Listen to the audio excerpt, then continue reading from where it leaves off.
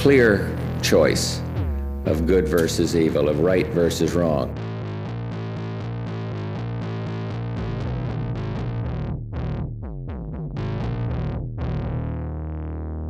Twisted Tales. Okay, quick music disclaimer here.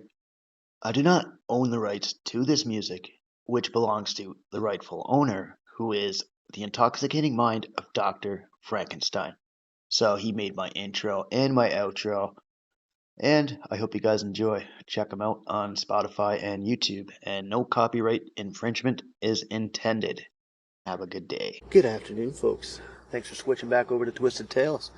So I've got a little tale here for you about a ghost ship in Northumberland Strait. So as most tales go, this one's just straight out of Canadian folklore. Or should I say, ghost lore. So this ghost ship is said to sail within the Northumberland Strait, which is actually a body of water that separates Prince Edward Island from Nova Scotia, New Brunswick, and that's all in eastern Canada. Now, legend has it that the ghost ship actually dates back at least 200 years, typically described as a beautiful-looking schooner. It has about 3 or 4 masts, with pure white sails, all of which are said to be engulfed in flames. The Northumberland Strait separates Prince Edward Island from New Brunswick and Nova Scotia. According to local folklore, the ship appears before a northeast wind, and it's usually the forewarning of a storm. So, over the years, there's tale of a lot of legends and ghost stories, including sightings of the ship mast in the distance, along with phantom crew members who actually climb the mast as the ship burns, sinks, or vanishes into the fog. So according to legend, back in the 1900s, a group of sailors had boarded a small rowboat in Charlottetown Harbor as they watched the ship burn, so they decided to race towards the burning ship to save the crew members. But only when they got too close, they noticed that the ship vanished. And another time in 2008, there was a 17-year-old named Matthew Gigeru. So he ended up telling a local newspaper that he believed he saw the legendary phantom ship in the Bay of Tatamagouche. So he described it as a bright white and gold ship. So like a natural explanation for the ship's fiery sightings suggests that it's just an illusion created by a bank of fog reflecting the moonlight. The ghost ship has usually been spotted during every season. Spring and fall seem to be the high points. Most sightings are at night, approaching dusk, or about an hour before daybreak. There's a few other explanations by townfolk who've explained the ship in other ways. Along the New Brunswick coast, it's called the John Craig Light, after a ship wrecked off the Shippagan Island. Other New Brunswickers consider it to be the ghost of the Colbum ship, lost during a storm in 1838. It has also been called the ghost ship of the Isabella, which departed in 1868 for South America, being last spotted by a lighthouse keeper at Amet Island, and it was never seen again.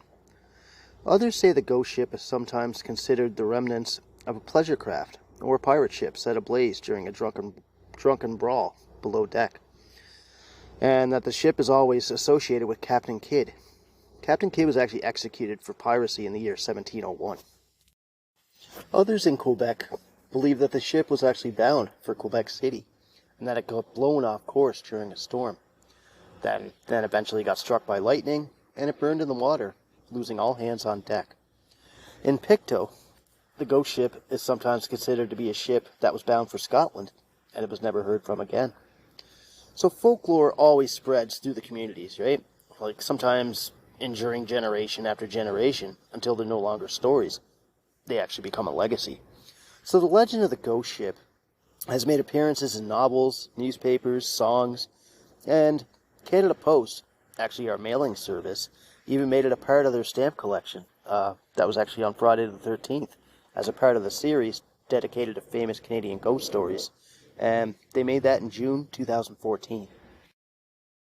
There's a few other people too, like the residents of Glengarry. They have similar stories.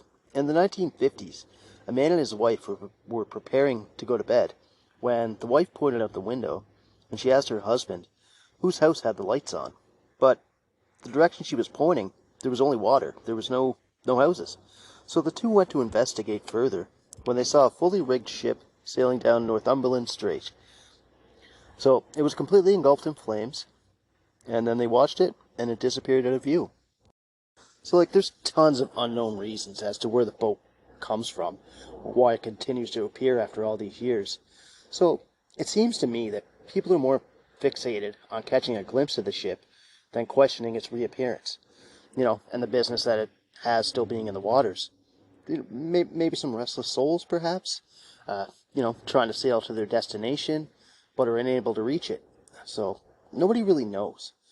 Other theories of why the ship sails restlessly is a telltale of pirates that set fire to a religious boat carrying nuns and priests.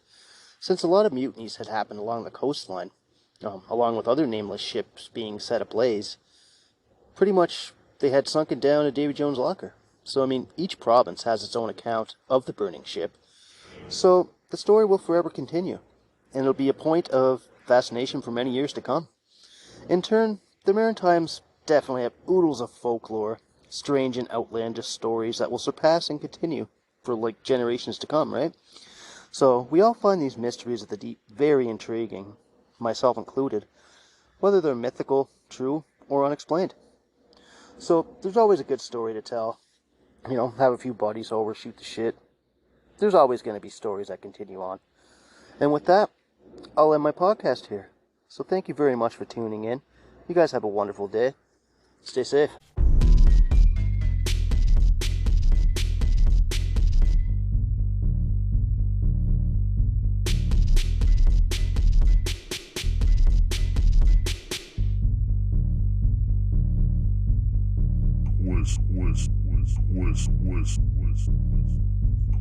Twisted Tales.